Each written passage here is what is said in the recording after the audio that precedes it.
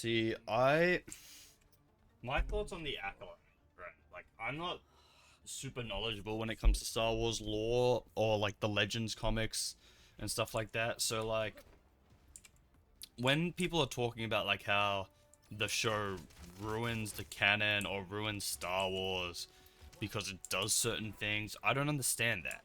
Like, I've read up on a few things. Like, I know that the Legend series has not been canon for a while now, so I don't get why people are talking about like how like it ruins the canonicity of some things when the stuff they're referring to is from the canon, from the Legend series, which is no longer canon and hasn't been canon for a while now. Like, that doesn't make sense to me, but I feel like this Widow's cheating. Sorry, but I feel like that it shouldn't matter. Like, you're shitting on a show, like, they're talking, like, one of the problems I've heard people having is that there shouldn't be any Sith. Because because in The Phantom Menace, they said that the Sith had been extinct for 1,000 years. When, as watchers of Star Wars, who have seen all this stuff, we know that that's not true. We know that the Sith have been in hiding for those 1,000 years. And just because and we've literally had evidence of like a Sith showing up and the Jedi Council not believing it.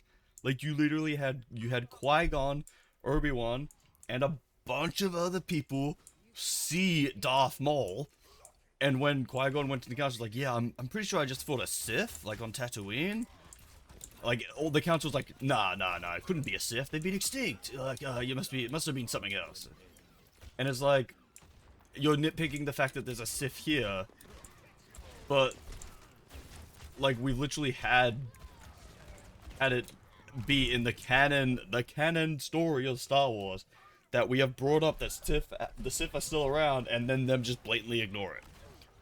And after Episode 5, it's obvious that it's gonna be another, like, a cover up or something, like that the council just don't believe it because you have everyone that was there was killed.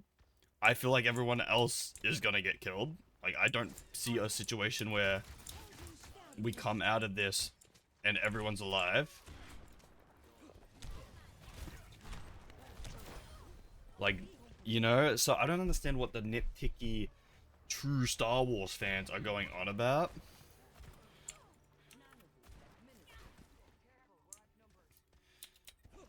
Because it doesn't make sense to me. And like, it's not even just the Star Wars community too. You have it with like the Souls community in Elden Ring, how they're so annoyed that people use mimic tears and magic and stuff like that, and that the true Souls players don't use that stuff and do it at level 1 with a club or their bare fist, and that's how everyone should play the game. It's like, dude, let me play the game how I want to play the game. If I wasn't allowed to use this stuff, they wouldn't put it in the game. Like, it's in the game because you can use it and play with it. And I feel like having a go at people or saying that you're not a true enjoyer of this thing because you didn't want to play with it, or you played with it, is stupid. And you should feel bad about making people feel bad about playing it the way they want to play it. Whereas, like, okay, take the anime community for an example.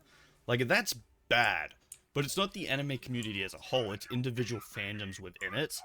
And even then, it's more of a discussion than a just blatant, like, oh, you like this, it's so shit, you're dog shit. That does happen, but it's not, like, every 5 seconds.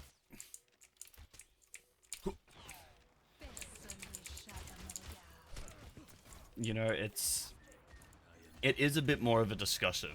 It is a bit more of a, shit.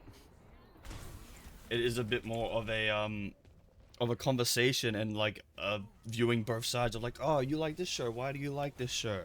Whereas I feel like you don't get that within like Star Wars community these days, or with certain games and stuff like that. It's, you have to play it this way or you don't play it right, and you just get berated for having an opinion in that subject. And I just wish, and it makes you not want to join these fandoms, join these communities, because you just feel like you're gonna get,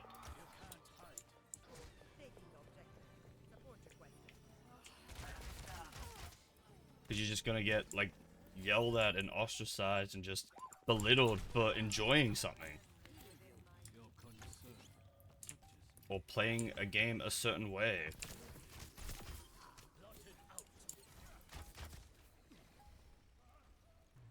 Nice.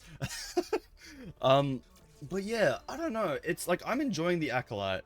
If people don't like it, they don't have to like it. If people want to play Elden Ring a certain way, they can play it a certain. I went on a bit of like a weird tangent with that, but like, I don't know. I feel like just enjoy what you want, dislike what you want, but don't have a go at other people for enjoying or disliking something. Like, not everyone is gonna play or enjoy everything. You know, like we all have different tastes, we all have different opinions, we all have things we like better. Myself, I'm a huge fan of character development and character arcs.